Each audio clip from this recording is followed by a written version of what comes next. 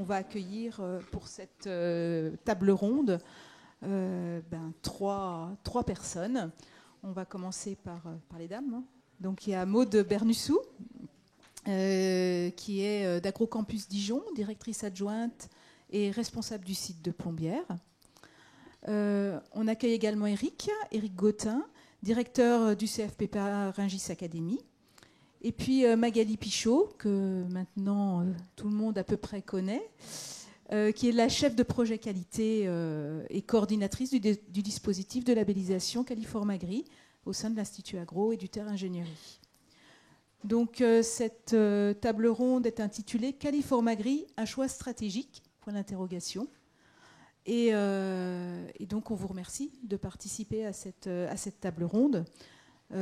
Parce qu'aujourd'hui, certains établissements se questionnent encore sur l'enjeu stratégique de s'engager dans le label Califormagri, et pour des motivations qui sont diverses, certaines pas forcément avouables, mais bon, voilà. Et donc, on vous a demandé de venir témoigner, parce que vous aussi, vous êtes passé par cette phase de questionnement avant de vous engager dans le label, de prendre la décision de vous engager dans le label Califormagri. Et donc, vous êtes les mieux placés pour parler à vos pairs des raisons pour lesquelles vous avez choisi de partir sur Califormagri. En quoi ça peut être un atout pour votre établissement, pour le PL, pour le centre, et puis peut-être élargir justement avec l'intervention de Magali sur ce qu'elle entend, Magali, puisqu'elle est dans l'accompagnement de l'ensemble des EPL sur ce nouveau label. Et donc, elle pourra justement réagir par rapport à ce que vous portez par rapport à la labellisation. Donc, peut-être, avant toute chose, vous demander de vous présenter et de présenter le contexte dans lequel la qualité est organisée dans votre établissement. Maude, vous pouvez peut-être commencer ? Alors, je vais prendre la parole à deux titres, en fait, puisque là, effectivement, j'ai été nommée très, très récemment sur le site de Plombières, sur lequel je viens de prendre un poste de D2. Mais je témoigne surtout, et peut-être au moins sur cette première partie, en tant qu'ex et récente directrice du CFA de la Creuse. Donc, je vais faire des allers-retours en fait entre ces deux fonctions-là, entre la fonction que j'ai eue précédemment et celle sur laquelle j'arrive, parce qu'il y a une partie des questions qui ont plus une résonance EPL.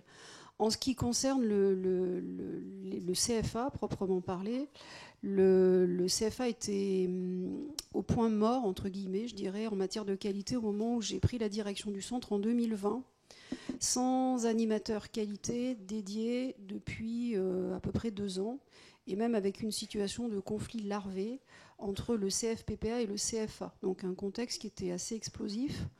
Des équipes un peu traumatisées en fait par des réunions qui avaient eu lieu, donc des gens qui étaient assez mal dans leur peau par rapport à la qualité. Et donc on arrivait à la fois en tant que nouveau directeur, en même temps avec l'injonction de mettre en œuvre la qualité, puisqu'il fallait préparer l'audit qui arrivait 9 mois après ou 10 mois après.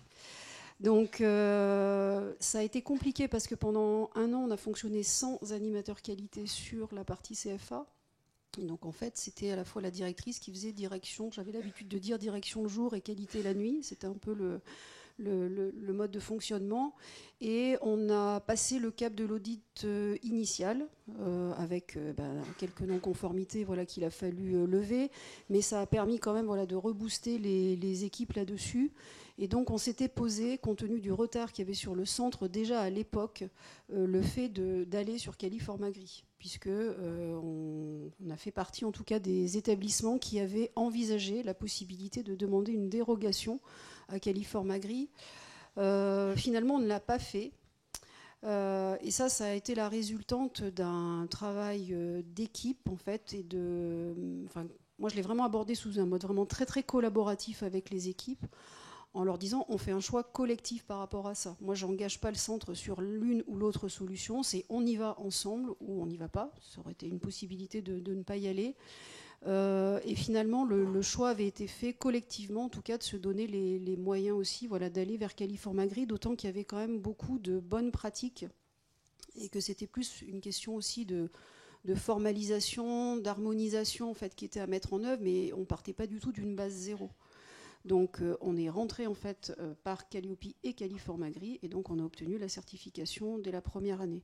Et pour boucler avec la suite, on a eu en deuxième année le recrutement d'une animatrice qualité qui est voilà, dans la salle.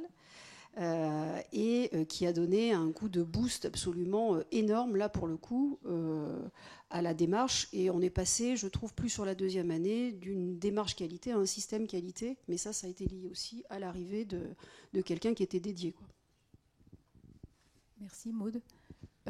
Eric, le contexte peut-être un peu différent à Rungis. Hein. Alors oui, le contexte est complètement différent, puisque moi, pour le coup, j'ai été amené à créer un centre, un deuxième CFPPA sur l'EPL de Brie-Contrebert. En plus de ça, c'était bon pour des raisons politiques, mais notre positionnement par rapport à l'intérieur du mine de Rungis nous obligeait quelque part à nous démarquer, puisque, je rappelle le contexte de Rungis, pour ceux qui ne connaissent pas, hein, c'est le marché d'intérêt national le plus grand d'Europe, dans lequel on est principalement sur les métiers de bouche, et non pas sur les métiers de production. Donc il y avait cette culture déjà à amener que l'agriculture en milieu urbain existait, qu'on avait la possibilité de produire, et donc il y avait une identification concrète vis-à-vis du monde de l'agriculture. Et puis sur Brie, c'était assez particulier, étant donné qu'on avait une animatrice qualité qui, pour le coup, avait été en démarche seule. Elle a tout construit toute seule. Donc quand je suis arrivé, la question se posait, est-ce que je reste, est-ce que je reste pas, je suis en difficulté, et à partir de là, la question de dire on installe la qualité sur l'ouverture de Rungis a permis de créer un petit groupe de travail, et qui derrière a reboosté toute la démarche qualité, au point où on a été jusqu'à créer une commission EPL. Je rentrerai plus en détail tout à l'heure. Mais voilà. Et puis Califormagri, c'est une identification, en tout cas pour moi, et c'est pour ça que ça a été d'office, je dirais, une direction que j'ai prise, c'est que Califormagri est une identité pour nous. Comme je disais, l'agriculture en milieu urbain, c'est pas inné. Surtout sur le 94, on est quand même dans un domaine très urbain, très construit. Donc voilà, c'est une carte d'identité qu'on se donne. Et le fait d'adhérer à Califormagri, c'est de dire, voilà, nous aussi, on a une qualité, on a une démarche qualité qui est essentielle, qui est liée à notre secteur d'activité, et pour lequel il faut, voilà, pour moi, je brandis un peu la pancarte qualité du monde agricole. Merci. Magali, tu veux peut-être, par rapport justement à ces deux contextes qu'on a vus, toi qui vois les profils d'établissements, est-ce qu'on a justement cette diversité de profils? Oui, tout à fait. Oui, tout à fait. Bon, selon chaque territoire, hein, selon les filières aussi sur lesquelles vous êtes, cette notion d'identité, elle peut être importante. Et elle devra être importante et prendre encore plus d'ampleur. Le label est récent. Maintenant, au niveau des contextes d'établissement, je vous rappelle qu'on avait mené une étude en 2018 pour un petit peu avoir une typologie des EPL. Et il s'avérait qu'à l'époque, il y avait un tiers des établissements qui étaient certifiés sur des normes diverses et variées, hein, que ce soit sur la charte nationale d'engagement des CFA, CFPPA ou des normes ISO ou autres. Il y en avait un autre tiers qui était en démarche qualité sans être certifié et un tiers qui était très éloigné de la qualité. Et 2 ans après, vous étiez tous certifiés.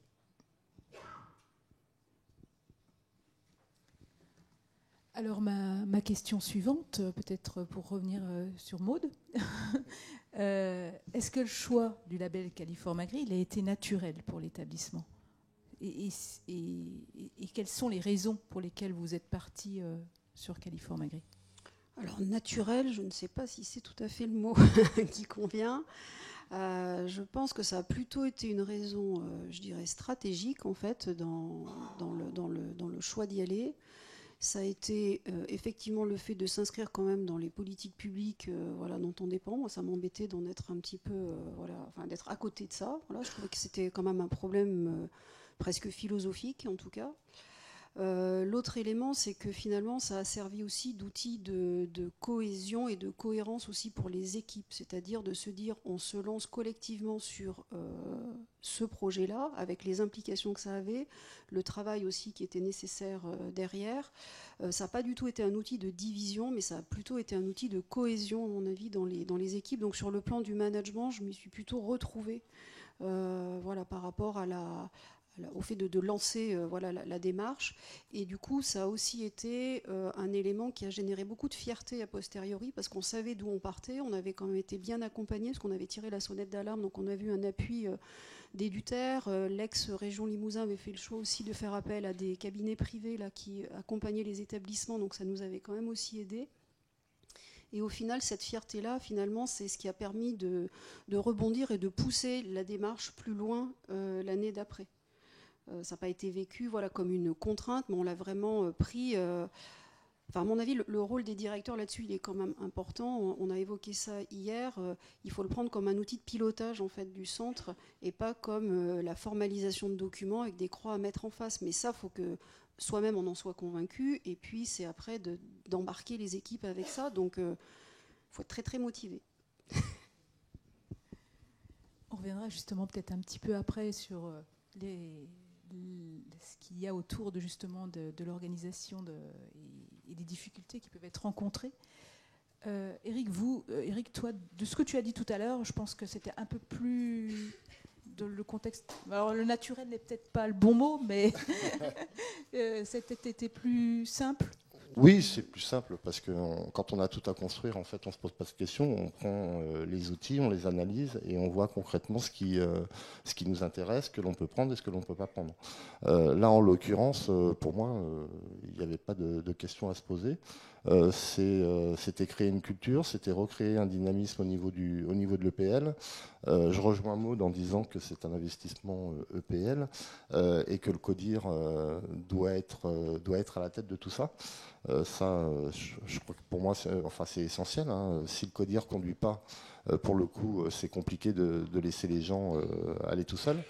Donc voilà, c'est toute une construction autour, c'est un dynamisme qui est mis en place au sein des établissements qui permet de pouvoir faire des choix stratégiques, mais des choix qui correspondent à notre fonctionnement.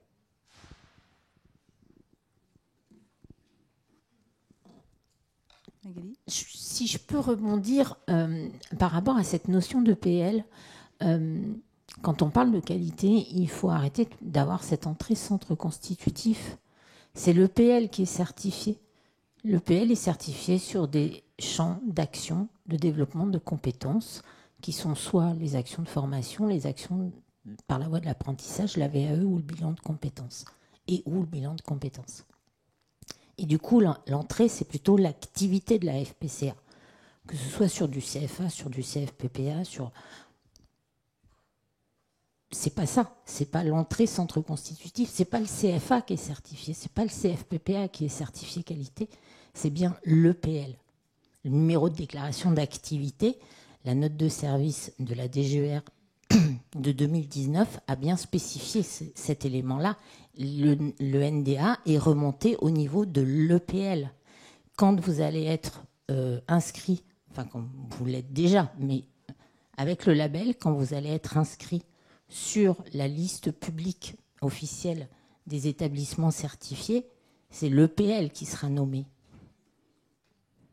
Et c'est important, justement, d'avoir cette entrée activité de la formation professionnelle continue et apprentissage, plutôt que de garder cette entrée centre constitutif. Je rappelle, un seul et unique système qualité. Pour l'EPL. Pour l'EPL, pour les activités de la FPCA. Forcément, ce n'est pas sans difficulté hein, de s'engager dans cette démarche qualité. Alors justement, peut-être Eric, est-ce que vous avez rencontré des difficultés ? De quel type ? Que ce soit en termes de management, de pilotage, de coûts, de mise en œuvre du processus, etc. Est-ce que... Les difficultés, moi sur Rungis, non, mais en tout cas, quand il a fallu uniformiser les process sur le CFPPA de Brie, là, il y avait certains freins, en tout cas des équipes, parce que justement, on leur rendait une certaine liberté en normalisant les actions. Là où on a pu jouer, c'est sur la procédure administrative, parce que justement, on a mis en commun les façons de faire à la fois sur les CFPPA, mais également sur le lycée, à travers toute la partie administrative, les procédures de déplacement, les procédures de remboursement, les sorties pédagogiques, le plan local de formation, la communication. Aujourd'hui, tout ça, c'est uniformisé. On communique tous avec les mêmes logos, on a tous les mêmes en-têtes. Et à partir de là, la démarche a commencé à se mettre en route et il y a eu une compréhension de ce qu'on voulait faire. Maintenant, c'est sur le plan pédagogique où là, ça va être un peu plus long parce que il faut que les équipes adhèrent. Et là, pour le coup, ça va être un peu plus long. Je confirme. Maud, côté difficulté. Alors, la difficulté, ça rejoint un peu ce que Magali est en train de dire, c'est-à-dire que tout le monde sait que la certification est une certification EPL, qu'on a un seul système qualité, et dans les faits, ça marche plus ou moins facilement. Très clairement, nous, la difficulté, c'était d'unifier sous un système unique deux centres qui avaient des fonctionnements différents. Les cultures de CFA, pour moi, ne sont pas tout à fait les mêmes que les cultures de CFA. Et donc, du coup, ça brusque toujours un peu les habitudes des uns et des autres. Donc, la difficulté, c'est d'arriver à trouver du sens collectif, en fait. Alors, on était sur un établissement monosite, mais bien que ce soit monosite, c'est pas si évident que ça, en fait, d'avoir une culture commune, en fait, par rapport à ça. Et si on évoque, alors ce qui me préoccupe un peu actuellement, qui est plus la question des lycées aussi, et de l'implication des centres lycées dans ces démarches-là, là, on se heurte à encore des problèmes qui sont d'une autre nature. Là, j'arrive sur un centre lycée, il y a une démarche qualité EPL qui est CFA, CFPPA, ça fait pas question, mais c'est le problème du CFA ou le problème du CFPPA. C'est pas du tout un enjeu pour des enseignants ou pour des équipes administratives qui sont rattachées sur des centres lycées. Donc ce passage à la conception qualité EPL, à mon avis, c'est une marche qui va être complexe à franchir. Et en plus, avec des leviers argumentatifs par rapport aux équipes qui sont de nature extrêmement différente. C'est-à-dire qu'on a pu utiliser les uns et les autres, on l'a évoqué là sur des ateliers, un peu l'argument, je dirais presque de la peur de ne pas avoir la certification. Alors ça peut marcher, je ne suis pas que je sois une fan du management par la peur, mais des fois ça sert un peu en se disant, de toute façon, la démarche, il faut qu'on y aille, parce que si on n'y va pas et si on n'a pas la certification, on est cuit. Certains disaient, on saute du bateau, je ne sais plus, il y a une histoire de matelot là hier sur un atelier. Sur les lycées, cet argument-là, il fait flop. Un enseignant, il s'en fiche complètement. Lui, il n'a aucun enjeu par rapport à ça. Donc, effectivement, l'enjeu plus de l'ordre de la conviction, ce qu'on a pu évoquer ce matin sur la présentation du label, il est vraiment très, très entier. Donc, je reviendrai peut-être dans un an. Peut-être juste ma tête reviendra au bout d'une pique dans un an, je ne sais pas, pour voir si, au niveau du lycée, il a été possible d'enclencher, en tout cas, une réflexion là-dessus et une harmonisation des pratiques.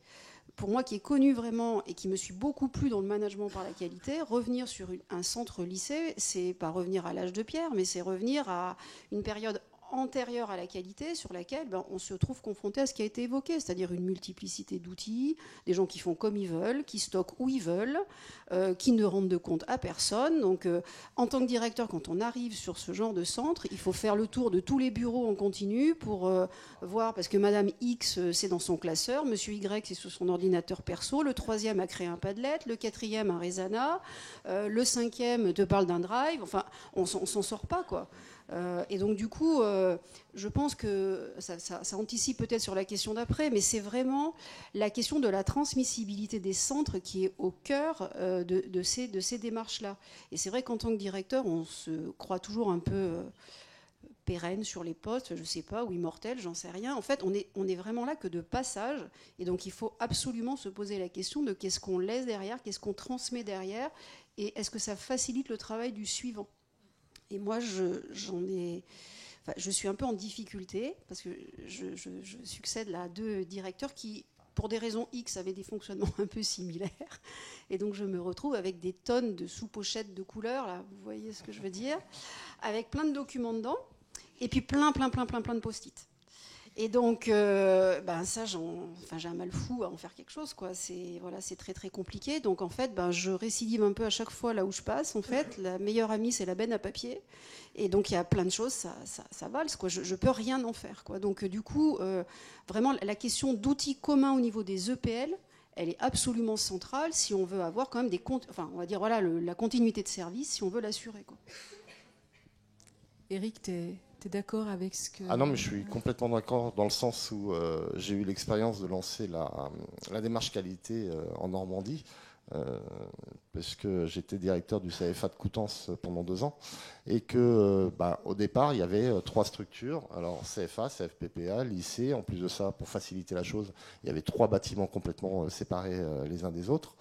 Et que au départ, ça a été compliqué, et la logique et la politique qui a été mise en place, c'était de mettre en place une attachée qualité sur le CFA, une autre sur le CFPPA, une sur le lycée, pour tout ce qui était, je dirais, commun au fonctionnement des 3 structures, et à partir de là, de créer un groupe de travail des animatrices qualité. Alors aujourd'hui, je ne sais pas où ils en sont, et je n'ai pas vu les référents de qualité de Coutances, mais en tout cas, à l'époque, on avait réussi à construire des choses qui permettaient un rapprochement. Alors bien entendu, la pédagogie, c'est complètement différent. Comme disait Maud, le fonctionnement d'un formateur CFA, CFPPA et puis lycée, on est complètement déconnecté.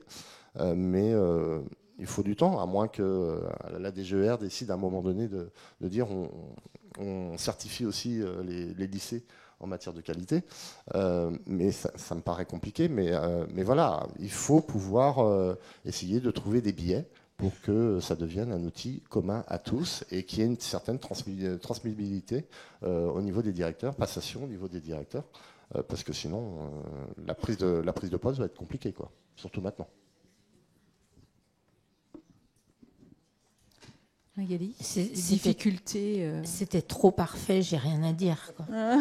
J'ai rien à rajouter, quoi. Enfin, qu'est-ce que vous voulez que je dise derrière tout ça, quoi. Merci. Alors justement, peut-être des établissements qui pourraient faire le choix de partir que sur Calliope. Ça pourrait exister. Tout à fait. Ils auraient moins de difficultés, selon toi? Alors,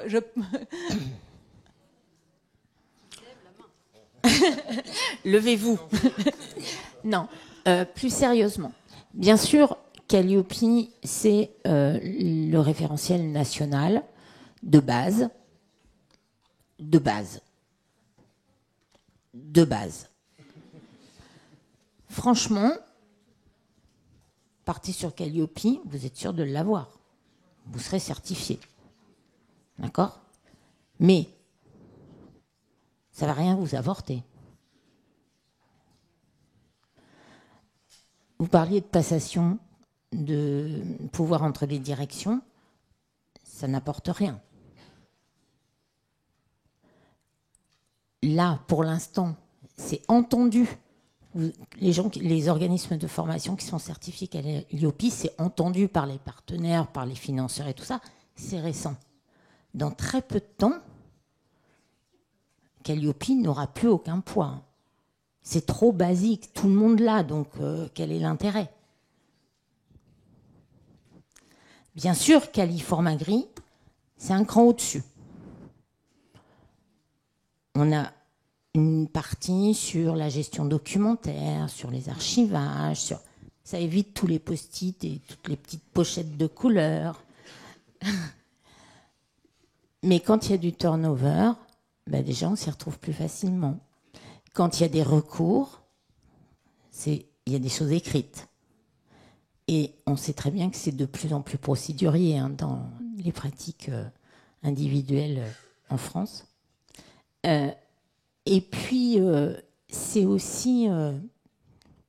on s'en rend compte au bout de quelques temps, pas du tout au début, mais au bout de quelques temps. C'est vraiment un gain de temps énorme d'avoir tout formalisé, d'être en amélioration continue.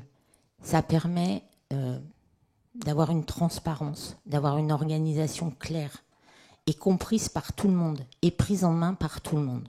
Bien sûr, pour que ça fonctionne, il ne faut pas être parti du référentiel et avoir construit le système qualité dans un bureau par la référente qualité, voire le directeur ou un ou deux personnels. C'est une histoire d'équipe. Il faut que ça parte des pratiques professionnelles, du quotidien, du travail des gens. Il faut que ça leur parle. Ça vient d'eux. Les notes internes, elles viennent des personnels. Et après, on mesure les écarts avec le référentiel pour adapter si nécessaire. Mais normalement, c'est en adéquation. Vraiment, ça part des pratiques. La qualité, en fait, il y a quelqu'un dans un atelier ce matin qui a dit on ne devrait pas parler de qualité. Et moi, je suis d'accord. La qualité, elle existe depuis toujours dans l'enseignement agricole. Vous faites tous de la qualité. Enfin, on est tous... C'est une petite famille, hein, le ministère de l'Agriculture. Donc, on sait très bien que les gens qui travaillent dans l'enseignement agricole, au bout d'un certain temps, ils sont happés par ce qu'on porte. Et du coup, ils font en sorte de faire bien les choses. Donc, la qualité, elle existe depuis longtemps. En fait, la certification qualité, c'est valoriser ce que vous faites depuis très longtemps. C'est mettre en avant ce que les personnels font depuis longtemps. Il faut le voir dans ce sens-là. Merci Magali. Alors, aujourd'hui, tu le disais, la démarche qualité, elle joue un rôle dans la transmissibilité, dans la transmission, dans la continuité de service. Mais qu'est-ce qu'il y a d'autre ? Qu'est-ce que ça apporte d'autre, justement, cette démarche au regard du fonctionnement de l'établissement, de son organisation, etc.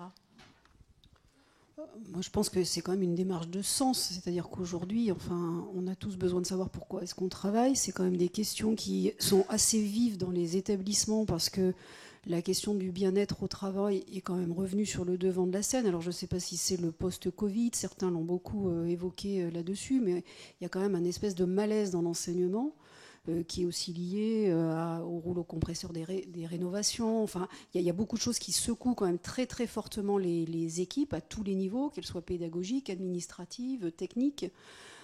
Et donc le fait de rentrer dans une démarche qui permet de donner du sens, parce que la démarche qualité, elle permet de faire boucler les dossiers les uns avec les autres. C'est-à-dire qu'on comprend pourquoi est-ce qu'on fait ça. Et ça fait du lien aussi avec le projet de centre ou le projet d'établissement, voilà, quand il y en a un. Donc ça permet de donner quand même un horizon commun et de répondre à la question du pourquoi. C'est-à-dire que les gens ne se sentent pas isolés et de manière un peu épars finalement dans leurs actions, mais que tout ça fasse sens pour tout le monde avec un horizon qui peut être 2 ans, 3 ans, 4 ans, enfin voilà, selon les établissements, il y a des choix qui sont un peu différents. Et moi je trouve qu'on rencontre de plus en plus aujourd'hui, que ce soit dans les formateurs ou dans les enseignants, des gens qui se disent fatigués par le métier, qui en ont marre, qui sont dans des logiques où on entend parler aussi beaucoup des risques de burn-out et tout ça, qui sont une réalité. Et c'est vrai aussi, j'ai envie de dire, pour les directeurs de centres ou d'établissements. Donc cette démarche-là, elle permet d'enclencher en tout cas le fait du sentiment d'appartenir quand même à une histoire commune. Voilà, moi je l'ai vécu comme ça. Après, voilà, c'est aussi les discours qui sont infusés au fur et à mesure des réunions, la qualité du dialogue social aussi qu'on a dans les établissements qui va permettre aussi d'enclencher ça. Éric ? Outre le côté, gestion, vie collective au sein du centre, c'est aussi une façon de pouvoir se donner des objectifs, qu'ils soient à la fois à travers des projets internes au centre ou alors... je dirais, au niveau de la pédagogie, de pouvoir se dire, enfin, on va pouvoir voir concrètement quel financement on va pouvoir faire, parce que la démarche qualité va amener automatiquement davantage de monde dans nos centres, donc ça veut dire davantage de financement, même si aujourd'hui le coût contrat est plutôt à la baisse qu'à l'augmentation. Mais voilà, ça va nous amener une vision de ce que pourrait être le centre et de ce que ça pourra, vers quoi on peut aller. On rebondit sur le projet d'établissement ou le projet de centre, mais tout ça c'est lié en fait. Et Maud, tu avais évoqué justement le bilan, l'idée d'un bilan de fin de certification qui peut être aussi très intéressant pour le centre.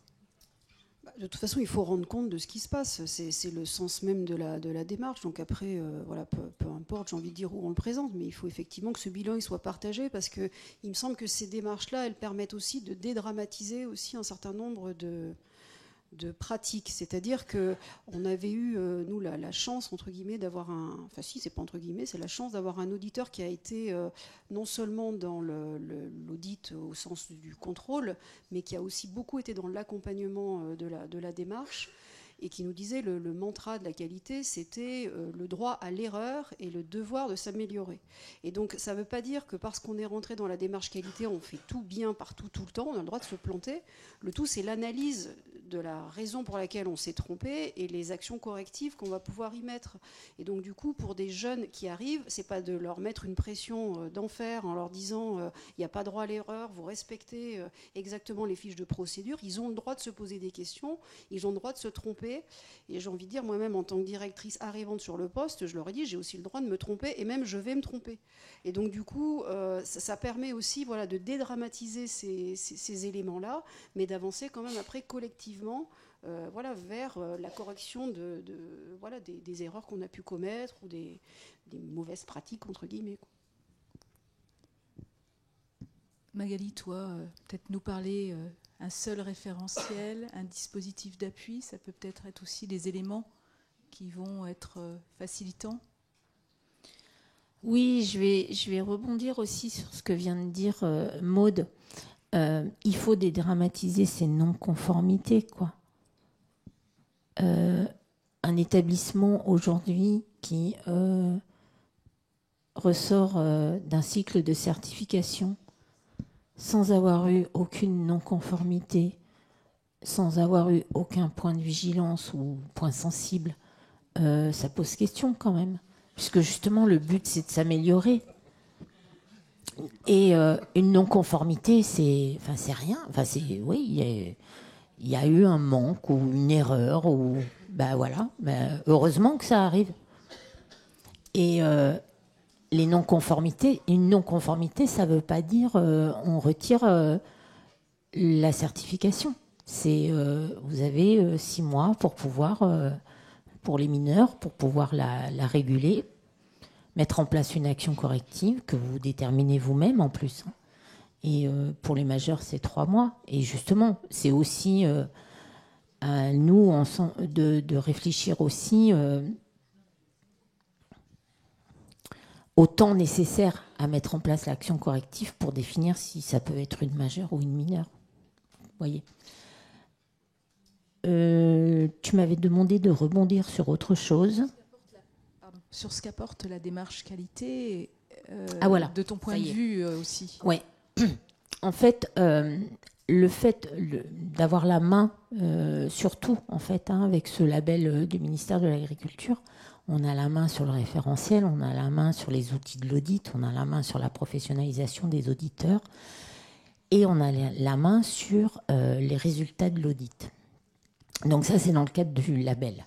Et à côté de ça, nous avons aussi ce dispositif d'appui et d'accompagnement des établissements sur la qualité. Donc, on va se servir des résultats des audits, des retours des établissements, des retours des auditeurs pour pouvoir réfléchir ensemble et construire ensemble les actions nécessaires également à mettre en place dans le dispositif d'appui pour être en adéquation avec vos besoins d'amélioration continue.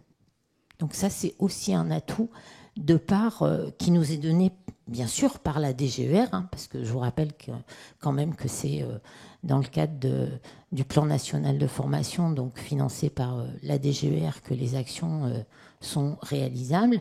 et le label qui est en partie subventionné aussi par la DGER. Pour moi, Magali, je crois que tu as oublié un acteur, c'est aussi les SRFD régionaux. Parce que je pense que les SRFD ont leur point à nous apporter des compléments d'appui. Alors oui, la DGER met en place un dispositif, mais en local, en régional, je pense qu'on peut aussi s'appuyer sur les SRFD. On peut créer des petits groupes de travail. Enfin, vous pouvez créer des petits groupes de travail entre établissements. Ce matin, on parlait des audits croisés. Voilà, c'est des choses qui existent.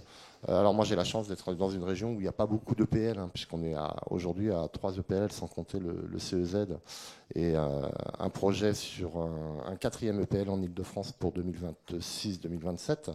Mais justement, quand on voit ce projet d'installation d'un nouvel EPL, on peut se dire qu'en créant un travail de groupe sur la région Ile-de-France, ça va faciliter l'installation justement du dernier EPL, parce que la région aura créé une organisation, un partage de documents, un partage d'organisation qui va faciliter justement cette mise en place. Tout à fait, Eric. Dans la salle, d'ailleurs, il y a des animateurs de réseaux régionaux. Il y a des personnels de DRAF et SRFD également. On a prévu depuis quelques années, on travaille déjà avec les animateurs des collectifs, je vais appeler ça des collectifs régionaux sur le thème de la qualité, puisqu'ils portent des noms différents selon les régions dans lesquelles ils ont été mis en place.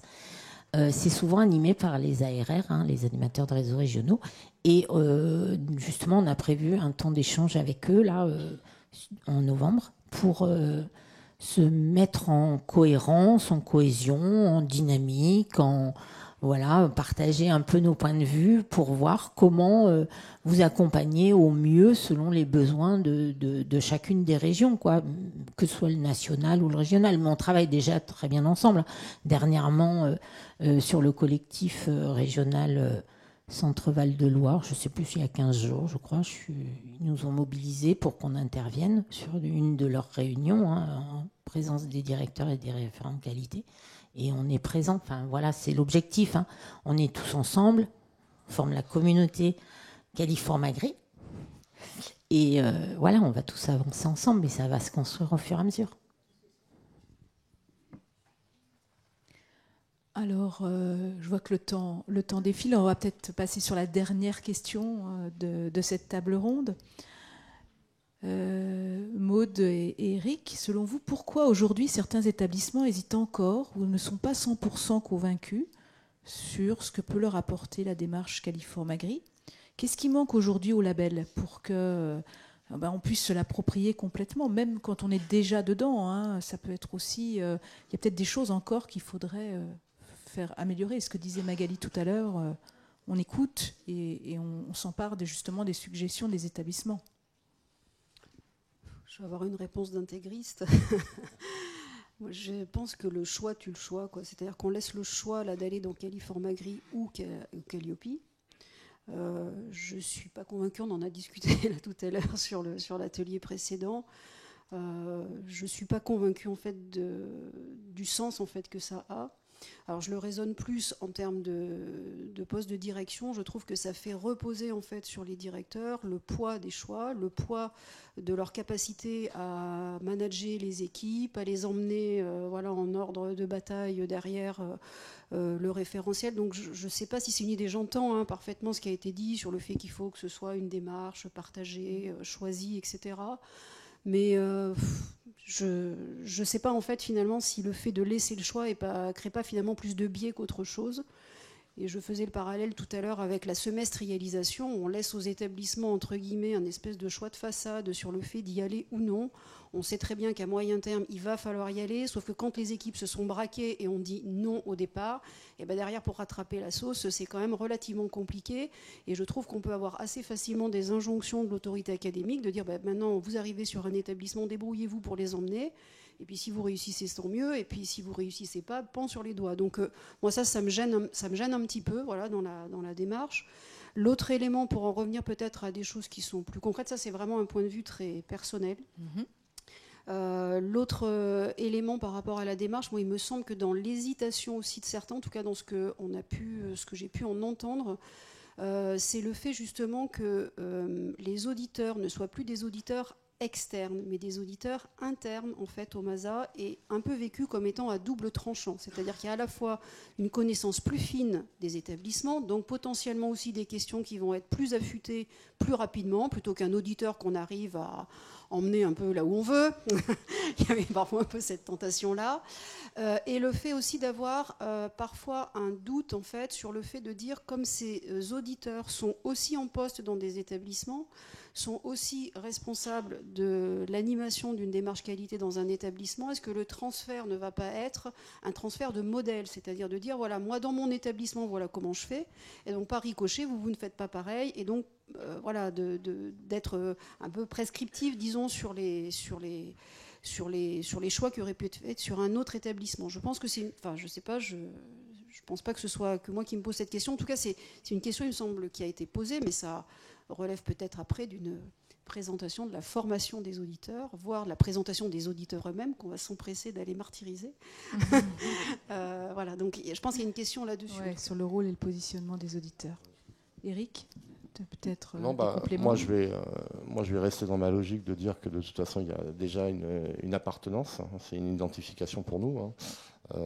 Ça c'est la première chose. Deuxième chose, j'ai envie de dire que ceux qui sont partis dans la démarche Calliope et certification, aujourd'hui le label n'est que la continuité. L'avantage c'est qu'on n'est plus sur 2 référentiels, on est sur un seul référentiel. Donc ça c'est aussi un grand avantage. Alors après c'est vrai qu'on pourrait dire Calliope ça nous suffit, comme pendant un moment la démarche Datadoc suffisait face à des certifications ISO. Le strict minimum et tout va bien, et comme ça on n'a pas de problème avec les équipes, et on demande le minimum. Maintenant, est-ce que le minimum suffit pour nos établissements ? Je ne crois pas. Je crois qu'il faut qu'on aille de l'avant. On a tous quelque part une identification à avoir sur nos territoires, et pour moi c'est un outil de représentation, en tout cas de l'enseignement agricole. Voilà. Donc Caliform Agri est l'outil principal. Magali, toi, des retours que tu as justement des établissements sur ceux qui hésitent, etc., les raisons pour lesquelles ils sont pas encore, ils se questionnent encore et ils sont pas sûrs justement de partir dans l'immédiat, peut-être simplement sur le label. Non, moi ceux qui hésitent, je leur parle pas. Non, je plaisante. Les hésitations, oui, c'est la méconnaissance du label au niveau des financeurs, des commanditaires, des partenaires, etc. J'espère que ce séminaire vous aura rassuré déjà sur le fait que le label soit connu et reconnu déjà au niveau de France Compétences, au niveau des instances de labellisation, au niveau de certains financeurs. On va attendre ce soir pour que vous soyez plus convaincus. Je rappelle, il est encore à l'état du nourrisson, le label Caliform Agri. Il vient de naître. Il faut du temps avant qu'il soit connu et reconnu. Et le discours de Mathieu hier vous a peut-être rassuré sur le fait que la DGER le portait, et il y avait une part de lobbying qui est en cours, qui a commencé, qui est en cours pour que ce soit connu et reconnu par tous. Et ça va être aussi à vous de le faire connaître, d'en parler et de montrer les atouts de ce label qui va évoluer. On vous l'a dit, le référentiel va évoluer pour qu'il soit plus au goût du jour et qu'il corresponde encore plus à vos pratiques. On va le faire évoluer. Oui, c'est aussi à vous d'en parler, de le porter, etc. On est tous ensemble dans cette aventure. Et c'est une affaire de tous, quoi. Tous concernés, tous acteurs. Tout à fait. On va vous donner la parole maintenant parce que justement, on aimerait vous entendre. Et sur cette même question, justement, la dernière question que j'ai posée à nos intervenants, c'est selon vous, pourquoi aujourd'hui il y a encore des établissements qui hésitent à s'engager sur Caliform Agri? Qu'est-ce qu'il faudrait qu'on mette en place? Qu'est-ce qui manque aujourd'hui au label pour que les EPL s'engagent, se l'approprient, etc., etc. Donc on vous écoute, il en faut un qui se lance, et puis après je pense qu'on va avoir de beaux échanges sur ce sujet-là. Le micro est là.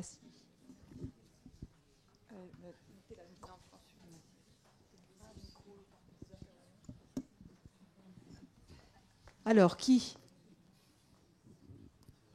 Convaincu ou pas, hein, ça peut être aussi par rapport à ce qu'on a entendu là. Est-ce que vous êtes d'accord? En haut.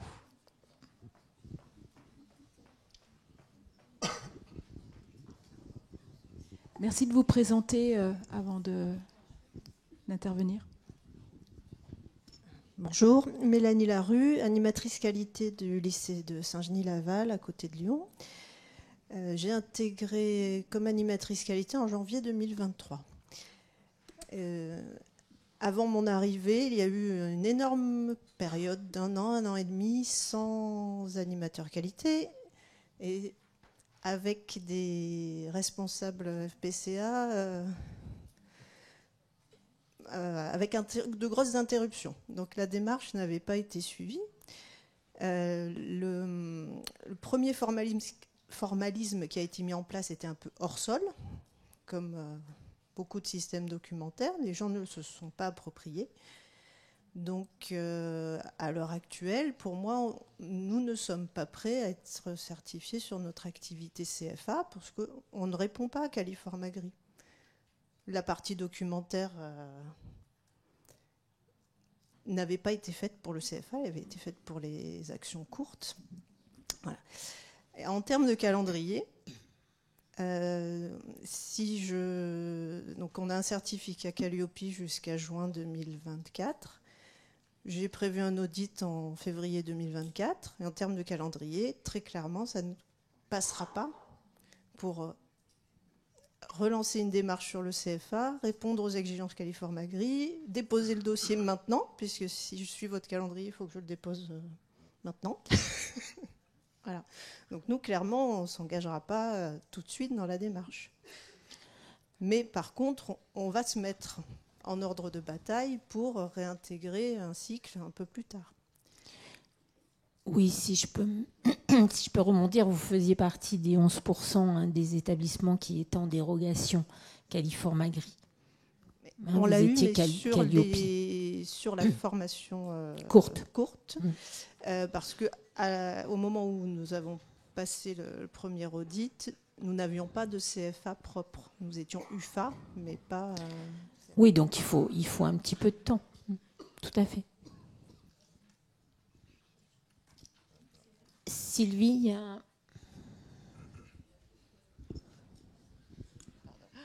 Merci.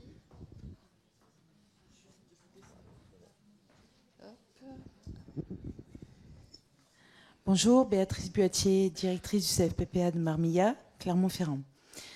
Alors, je ne sais pas si je vais répondre tout à fait à votre question, mais on a beaucoup parlé donc d'investissement EPL, d'harmonisation des pratiques, et je me posais une question, donc où est le RGPD dans Caliform Agri? Parce que moi, je trouve que c'est une entrée EPL, la démarche RGPD. Et donc, je pense qu'en termes d'harmonisation de pratiques, ça pourrait être un bon départ. Enfin, je ne sais pas où en sont les établissements, mais en ce qui nous concerne, on est en train de mettre en place la démarche RGPD et je pense que c'est quand même intimement lié avec la qualité.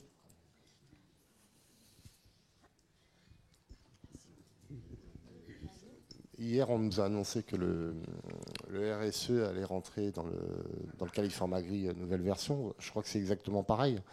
C'est pouvoir dire on utilise des supports comme eux, comme ça, le RGPD, le RSE, pour pouvoir aborder cette démarche qualité, au même titre que la communication, au même titre, voilà. Après, je pense que c'est à chaque établissement, à chaque EPL, de pouvoir dire à quel moment on aborde le sujet et comment on le met en place. Je pense.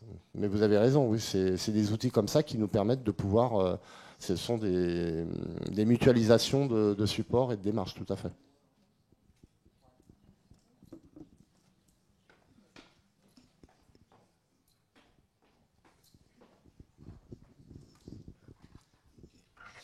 Bonjour, David Lefebvre, directeur du CFPPA d'Issy-Saint-Jean en Haute-Loire.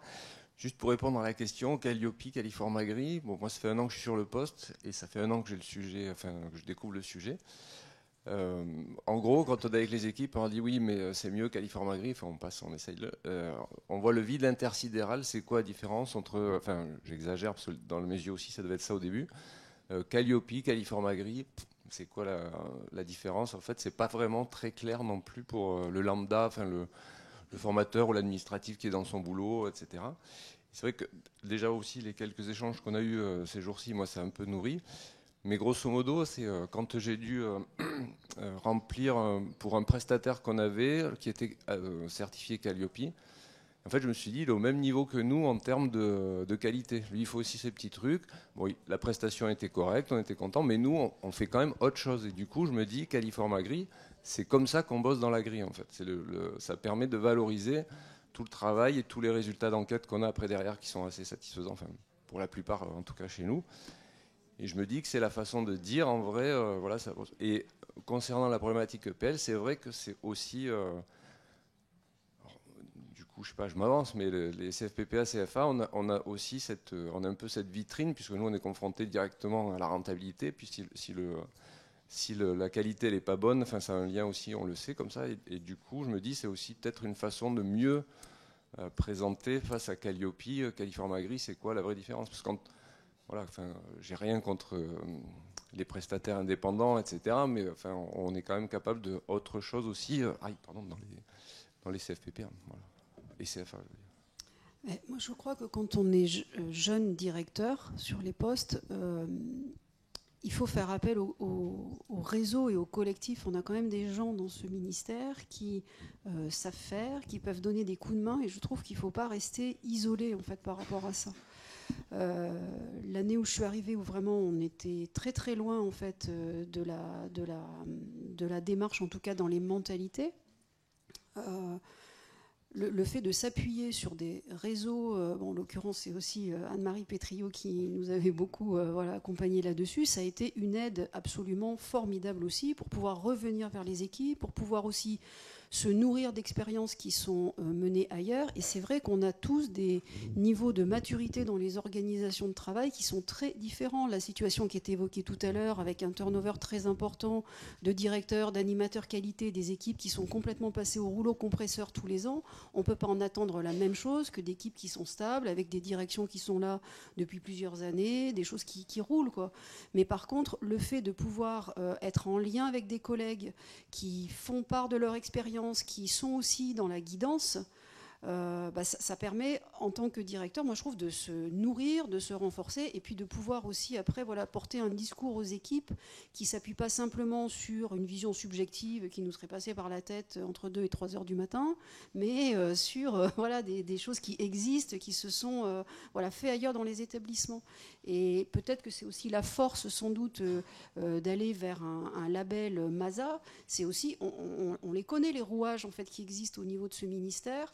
On évoquait ce matin des réseaux en fait, qui sont souvent méconnus, qui proposent vraiment des choses extrêmement intéressantes. On évoquait ça sur la question du harcèlement, là, par exemple. On a les ressources, en fait, et je pense qu'on ne s'en sert pas suffisamment collectivement. Voilà.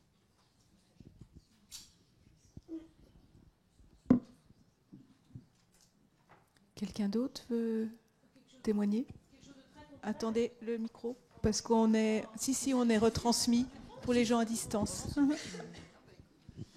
Donc Gaëlle Ledouze, donc je suis l'animatrice du réseau des CFA et des CFPPA de Bretagne, et à ce titre j'anime un groupe d'animatrices et d'animateurs qualité donc qui officient dans tous les centres de Bretagne. Et dernièrement, c'est quelque chose de très factuel, hein, très opérationnel. J'ai été confrontée à des interrogations par rapport au fait que ce soit des audits en distanciel. Alors ça les inquiète pas mal, les animateurs et les animatrices, dans le fait, ils s'interrogent sur comment les équipes vont pouvoir... comment les équipes vont pouvoir se dépatouiller face à un ordinateur et un auditeur en distanciel, etc. Voilà. C'est très, très factuel, hein, mais je pense que c'est important aussi de démystifier les trucs un peu opérationnels. Alors, par rapport aux modalités d'audit, déjà, le premier audit est sur site. L'audit initial, pour tous, quelle que soit la situation, sur site. L'audit de surveillance est proposé à distance. Mais si l'EPL demande à ce que ce soit sur site, on le fera sur site. Et les audits de renouvellement se feront sur site. Donc en fait, c'est un audit sur 2, tous les 18 mois, qui sera à distance. Et la durée de l'audit de surveillance est moindre par rapport à l'audit de renouvellement. Voilà, l'audit initial, il a lieu qu'une fois. Hein. Donc on n'en reparlera plus après. Mais voilà, et je répète, par rapport à cette modalité à distance, si l'EPL demande à ce que ce soit sur site, on pourra le faire sur site.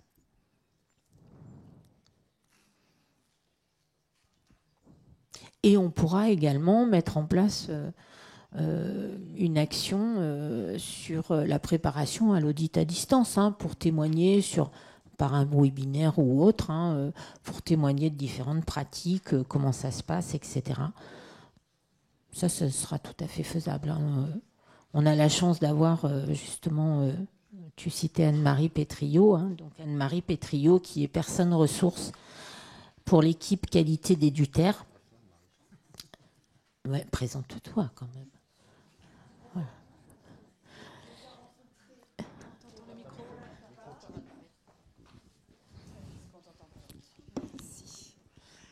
Oui, donc personne ressource pour Éduter Ingénierie, donc sur le groupe qualité depuis 4 ans maintenant, en poste au sein de l'EPL-EFPA de Seine-Maritime, à mi-temps désormais, parce que j'ai été animatrice qualité sur cette EPL qui est certifiée depuis 13 ans maintenant. Donc nous étions dans les premiers dans cette vague de certification sur le référentiel engagement de service, référentiel 132. Et donc j'ai été animatrice qualité pendant 8 ans du CFPPA. Et c'est assez naturellement qu'à force de recevoir l'auditeur chaque année, je me suis dit, tiens, j'irais bien voir un peu ce qui se passe de l'autre côté. Voilà, donc je suis auditrice donc, à mi-temps, également donc, en indépendante, depuis 4 années donc, pour AFNOR, et donc embarquée sur des cycles de certification avec certains animateurs qualité qui sont présents d'ailleurs aujourd'hui, voilà, que j'accompagne sur cette démarche de certification. Et donc, je suis maintenant en charge, donc, je suis référente du pôle des auditeurs, hein, qui a été identifié donc, sur label Califormagri pour les accompagner au mieux sur la professionnalisation. Et donc, moi, je peux en profiter pour donner... Ça y est, elle a le micro, c'est mort. C'est mort. On va même pas pouvoir aller manger, quoi. Si. Juste un ou deux éléments pour rebondir effectivement sur ce qui a été dit. Donc maintenant que je me suis présentée, effectivement, depuis 3 ans, je vais dans les établissements en tant qu'auditrice externe, hein, missionnée par AFNOR. Je rencontre des directeurs qui prennent leurs fonctions, des animateurs qualité également, et qui bénissent le système qualité établi, qui leur fait gagner un temps fou dans cette prise de poste. S'ils étaient là, c'est vrai qu'ils pourraient largement témoigner. Vraiment, c'est un outil formidable. Et le deuxième point que je voulais évoquer en lien avec les post-it, les pochettes de multiples couleurs et autres, c'est que c'est vrai que on vous vante largement les mérites et les bienfaits de la démarche qualité. en vraiment énumérant tous les points qui peuvent vous convaincre, mais il y a un élément qui est rarement évoqué, c'est quel est le coût de la non-qualité dans un établissement. Et ça, c'est vrai que c'est un point important quand on est dans cette culture qualité dans le monde industriel. On présente les atouts, mais on présente aussi très rapidement le coût de la non-qualité, la non-traçabilité en cas de recours, les pratiques qui ne se reproduisent pas. Et là, vous allez voir que votre liste va s'allonger fortement et que le coût va exploser. C'est un paramètre à prendre en compte aussi. Voilà. Merci Anne-Marie. Est-ce qu'il y a quelqu'un d'autre qui veut témoigner? Ah, de l'autre côté. Allez, un peu de sport.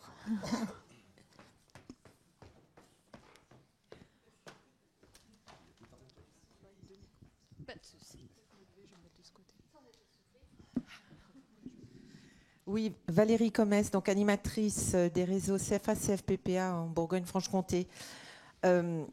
On commence à voir, on connaît les plus-values, on va dire, entre les deux référentiels Calliope et Califormagri. Par contre, moi je pense qu'il manque encore des choses qui pourraient nous permettre de faire peut-être plus réfléchir les centres, des choses qui sont dans notre ADN. Comme par exemple tout ce qui a trait à l'agroécologie, au fait qu'on prenne en compte dans les enseignements tout un tas de choses sur les changements climatiques et autres. Ce sont des éléments qui aujourd'hui sont demandés par nos financeurs, quand on parle des conseils régionaux notamment, et je pense que ça pourrait être un plus pour nous démarquer des autres référentiels de certification. Merci Valérie, je vais rebondir. En effet, c'est ce qu'on explique. Bon, dans l'atelier du référentiel, c'est ce que j'expliquais. Le référentiel, il date. Il a 20 ans en gros, même s'il a eu quelques revisites. Et ce qu'on porte réellement au niveau de l'enseignement agricole, ça transpire absolument pas dedans aujourd'hui. L'approche capacitaire, l'agroécologie, etc., etc. Et l'objectif, c'est de faire une revisite de ce référentiel pour intégrer toutes ces notions-là. Bon, eh ben, on va s'arrêter là. Je vais juste remercier nos participants. Merci Magali, merci Maude, merci Eric. Merci à vous aussi pour les échanges. Et donc, on se retrouve à 13h30 ici pour l'intervention de Capiat et de Vivea sur le rôle des financeurs. Merci à vous.